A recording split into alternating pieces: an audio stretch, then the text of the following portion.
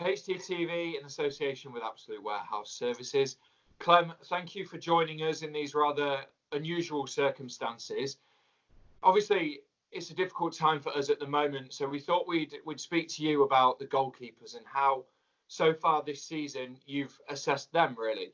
So obviously we started with Camille Kerberos as our number one. How do you think he got on? Yeah, just first of all, just with the situation, just to say to the fans, I hope everybody's all right and the families are all right, etc. I know it definitely is testing times for the club, and obviously, family comes first. So I hope everybody's all right. Yeah, in answer to your question, Camille, I think he's done more than fine. I really do. I think he came in under difficult circumstances, and people forget how young he is. He's 20 when he started playing for our club, and that's not easy in them circumstances. And coming into a dressing room with relegation hanging over a few people, and people hurt from the season before. We're not in a position where we can go and spend 30, 40 million on a goalkeeper, so we've got to be creative. I think in the early part of the season, I think in every game he kept us in it. Made an unbelievable save just before half-time at Derby, for example, in the very first game. And we just couldn't get on the right end of the result for him, and a real bad period for the club at the start. But in light of that, I think he did okay. And, he's out the team at the minute through injury. But for me, he's done unbelievable. And I think towards Christmas time, I think he was getting tired. And, I know people say about tiredness in football, but I think as a 20-year-old lad, I think he played 51 games in a calendar year. And that's a lot of football and a lot of pressure. And, and that's senior games, for his country and his previous loan and for us. And I've been more than happy with his performances. Of course, he's a young keeper. There's been a couple of mistakes in there, absolutely. The thing is, I look at the league as a whole, and you look at some of the bigger names like Bentley and David Rayner and Casillas at Leeds, and they've all made massive mistakes. And, Camille's made a few, but he hasn't made as many as maybe we thought he would have. So, fair play to him, I think. And you hit the nail on the head there a little bit in terms of young goalkeepers. They are young. They are going to make mistakes. But on the whole this season, you can really see how he's developed and progressed on different parts of his game. Yeah, I think once Ben went out on loan to Derby, we had Joel Coleman at 23, Camille at 20 and Ryan at 19, and then like a younger goalkeeper training up with us at times. And that's the youngest goalkeeping group in the Championship by a country mile. And that's not easy, there's no senior one to bounce off or to set the standards, and they've got to do it themselves. And maybe I've had to drive it a bit more than with previous groups. But I think as a club, to have two young keepers, including Ryan, up to the point where Jonas came in, playing, and with Joel, we've got through fine, and we've had to be creative. I'm proud of what the lads have done this season. And, I think they've held their own in the Championship. They've held their own. And you mentioned Ryan there, obviously 19 years old.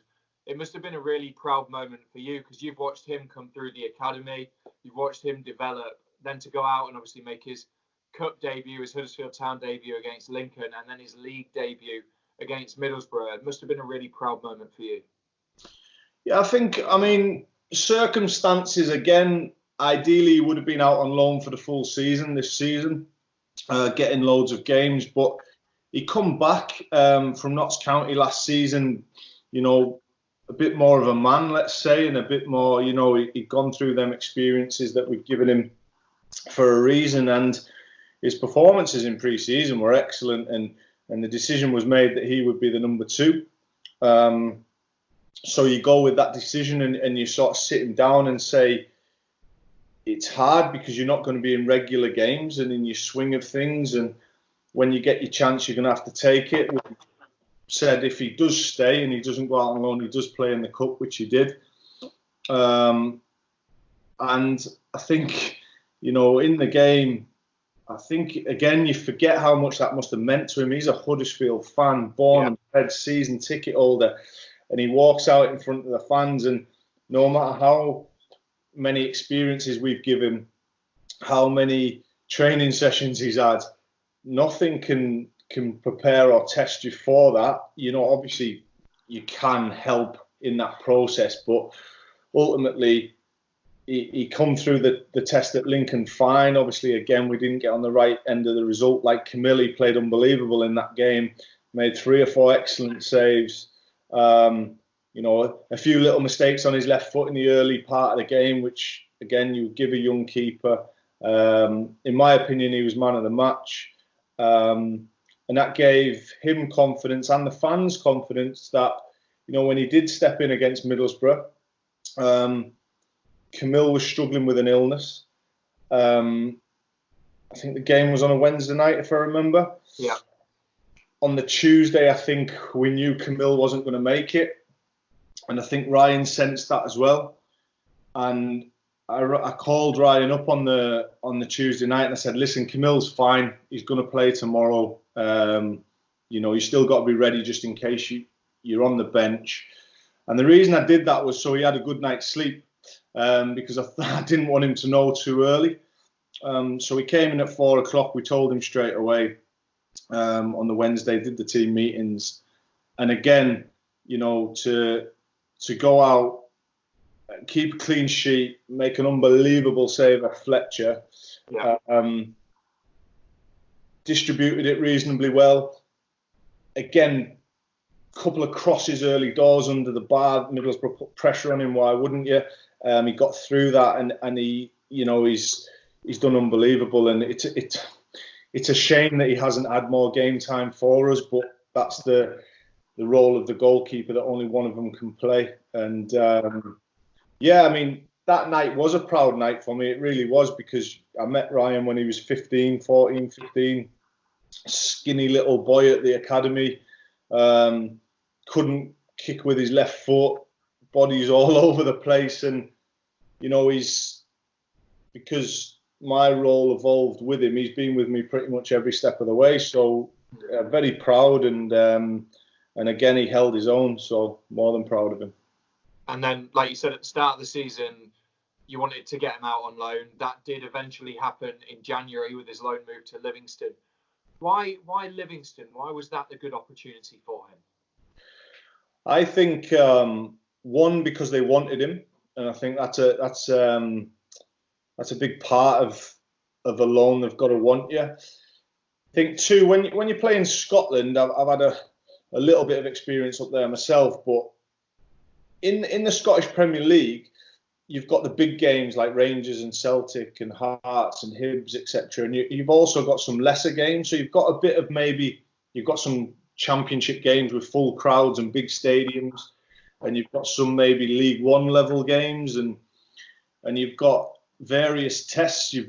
In the division, you can be in a side that can win a few games easily, can be like going to Rangers, etc., and not expected to win.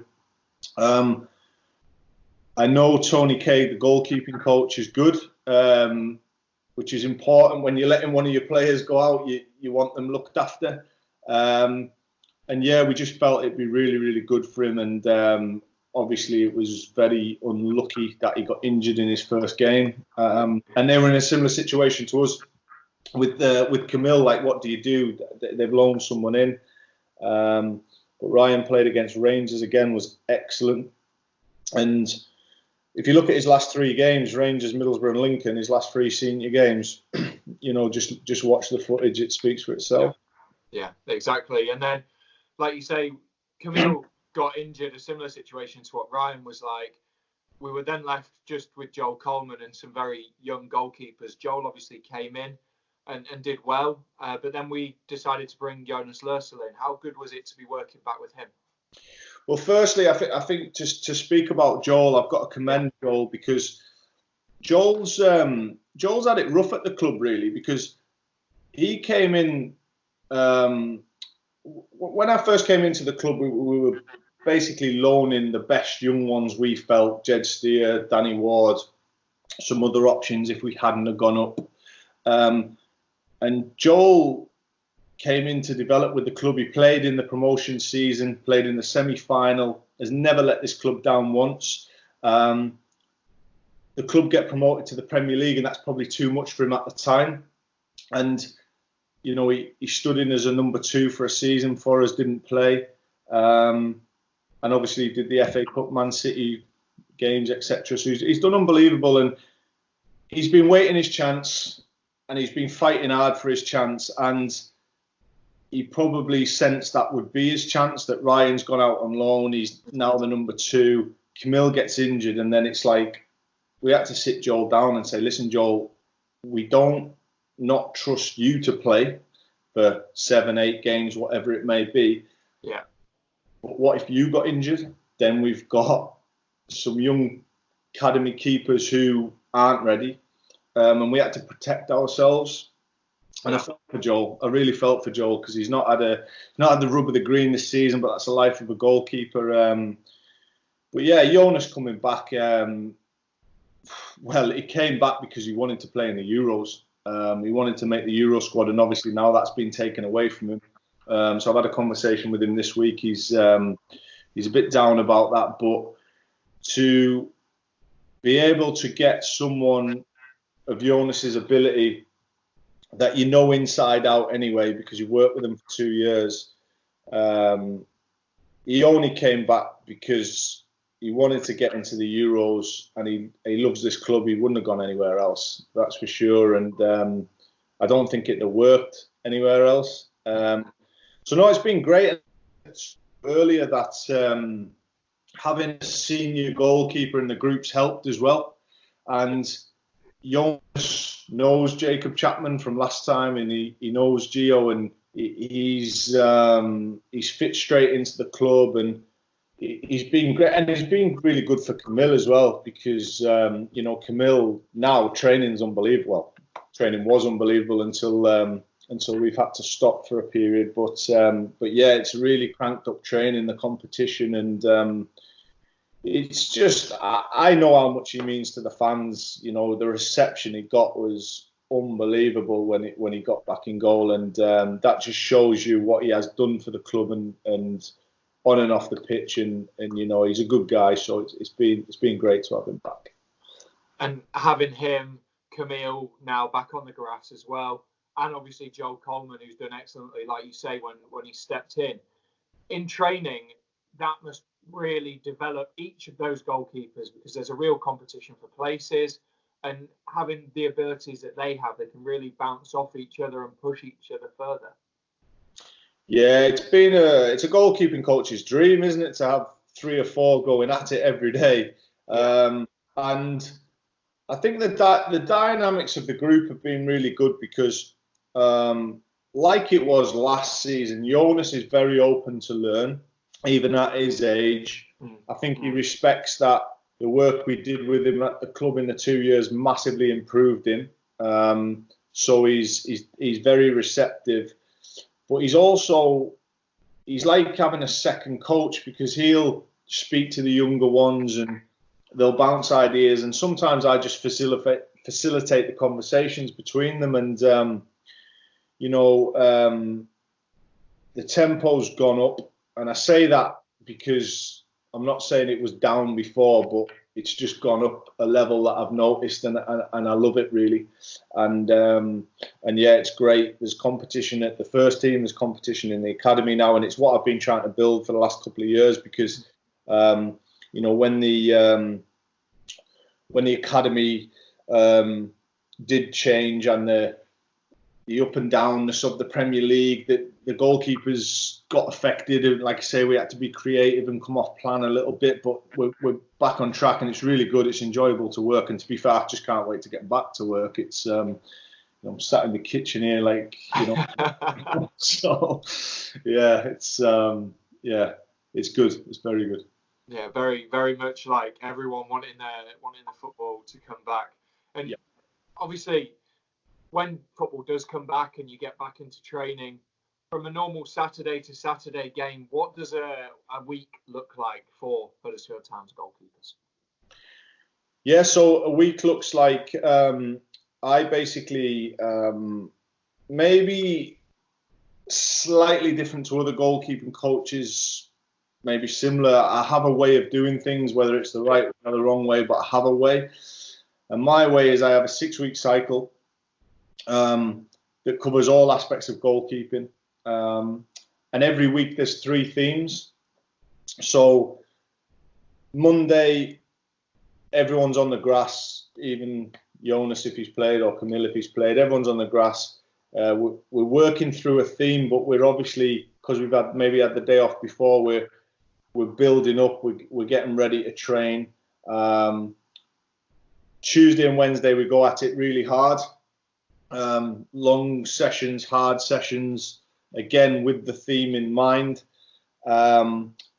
Thursday is an individuals day, which basically means if you're Jonas Lossl and over 30 and need a rest because you've had a right good week, then you have the day off and rest at home. If you're a young keeper that's still developing, you might come in and do some work just on your specific things. It's all about the individual keeper of Thursday. And then obviously Friday is very much make them feel really good, make them feel $1 million, make them make saves going into the game on Saturday. And to give a bit more on that is we obviously think about who we're playing and incorporate that into the week. We have Dan Hughes, who's the strength and conditioning coach for the goalkeepers, who we're power athletes. Obviously, the outfielders are endurance athletes. Yeah. Their training in the gym is completely different to ours. So I'd say the goalkeepers train longer. They have more gym sessions after training. Our nutrition's different. So we eat less before the game than players, but then our harder days are at the front end of the week. We work, a typical session would be, so say we're doing 1v1s and blocks. It would be starting in the gym, all their pre-activation based around the muscle groups they're going to use, the positions they're going to be in. So when they come out on the grass with me, they're actually ready to train. We would then do a technical warm-up, which would be basically practicing their blocking shapes and getting their heart rate going while practicing their technique.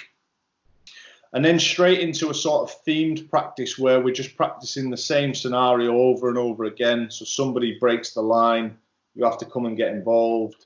When do you go for the ball? When do you go for a block? When do you stay away?